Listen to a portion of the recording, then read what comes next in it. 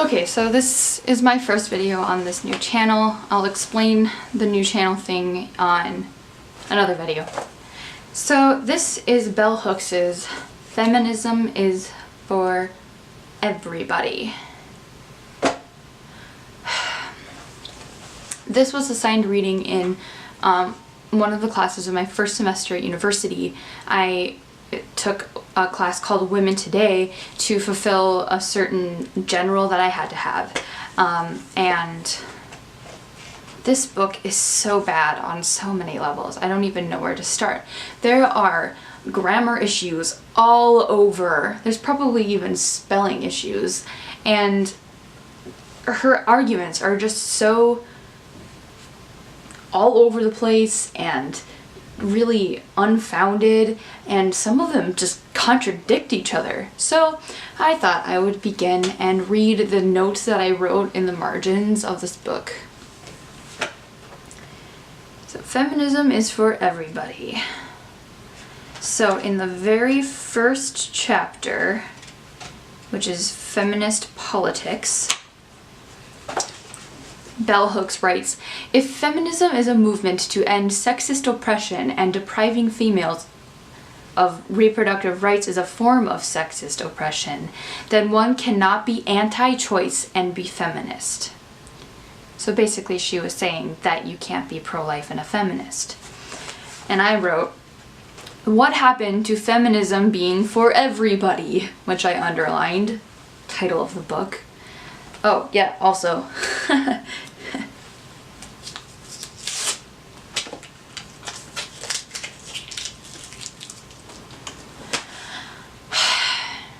Apparently Catholic women can't be feminists, but everybody else can, or something. I don't even know. I also wrote under, "I am a feminist, which means I believe in an unborn girl's right to live." I consider myself a feminist back then because I thought that feminism meant equality between women and men and not what most feminists treat it like. So I was a little naive at that point. I did a lot of underlining and then responding. So the next one was, "Mass media, which remains deeply conservative and for the most part anti-feminist."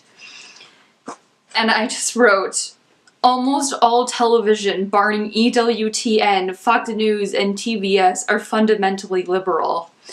Which is exactly what I would say now. Like, it's just... it's just not true that media is conservative. Like, it's quite the opposite of that. I don't know where she got that idea. I guess just, like, if everybody is against her, it's easier for her to victimize herself, which is just the basis of feminism, really. So, then she, on the same page, and this is in the chapter Our Bodies, Ourselves, which is chapter 5, she writes, "Without the right to safe, inexpensive, and free abortions, they lose all control over their bodies," them being women. And I just wrote one, exaggeration, which it really is just a huge exaggeration. First of all, like, why she says inexpensive and free, describing the same thing in the same sentence, so I don't really know where she's going for there. Like, do you want inexpensive abortion or do you want free abortion? Make up your mind, please. And no, women do not lose all control over their bodies if they aren't provided with free abortion. I'm not being controlled by a puppeteer because I don't have the ability to have a free abortion. There's only one abortion clinic in my state, and I'm happy about it. Let's just say that. Right after that, she says, "If we return to a world where abortions are only accessible to those females with lots of money, we risk the return of public policy that will aim to make abortion illegal." And I responded with, "Good."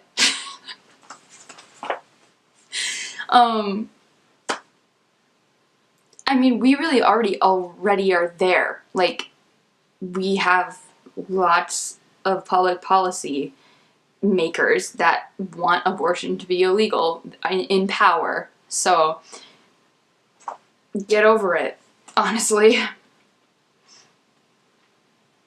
And then on the next page, she repeats herself, basically, and says, a sexually active woman in her 20s or 30s who finds birth control pills unsafe may one day face an unwanted pregnancy, and the right to have a legal, safe, inexpensive abortion may be reproductive issue that is most relevant.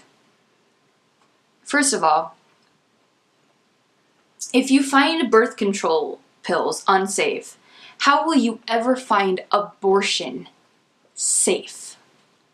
All I underlined there was safe, and I wrote in the margin, there is never a guarantee to a safe abortion. And that is still definitely true. So yeah. Again, she contradicts herself like a paragraph later by saying, if sex education, preventative health care, and easy access to contraceptives are offered to every female, fewer of us will have unwanted pregnancies. As a consequence, the need for abortions will diminish. She says that right after talking about a sexually active woman in her 20s or 30s who finds birth control pills unsafe needs to have an abortion. Let's see. A couple pages later, on chapter 6, Beauty Within and Without. Oh, she starts talking a little bit about the history of feminism. She says, there was a period in early days of feminism when many activists abdicated all interest in fashion and appearance. And this is where I started highlighting.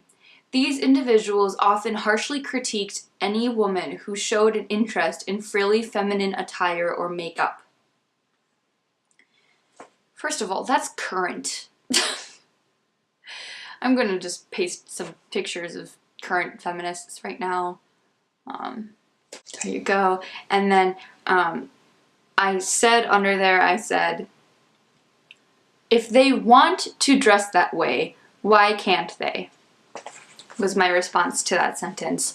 She never contradicts that opinion, or like saying that, or she doesn't critique the people harshly critiquing any woman who showed interest in frilly feminine attire.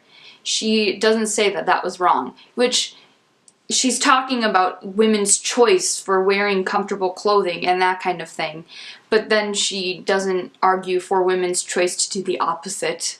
So basically, feminism is for women who want to have abortions, want to wear ugly clothing, and only want to be comfortable and don't care how they look ever.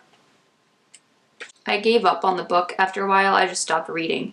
Like, I was supposed to read the whole book for the class, but I got so frustrated and annoyed with all the ridiculousness, especially the grammar issues, which I didn't highlight in this video.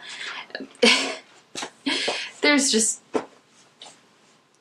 Bell Hooks really, if she's going to be a feminist theorist like she thinks she is, she should really work on how she makes an argument. And she should really probably just think about not being a feminist, because feminism, the way she describes it, is just advocating for the destruction of society. So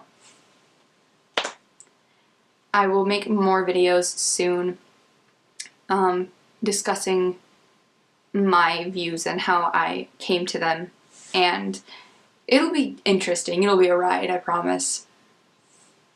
Thanks for watching.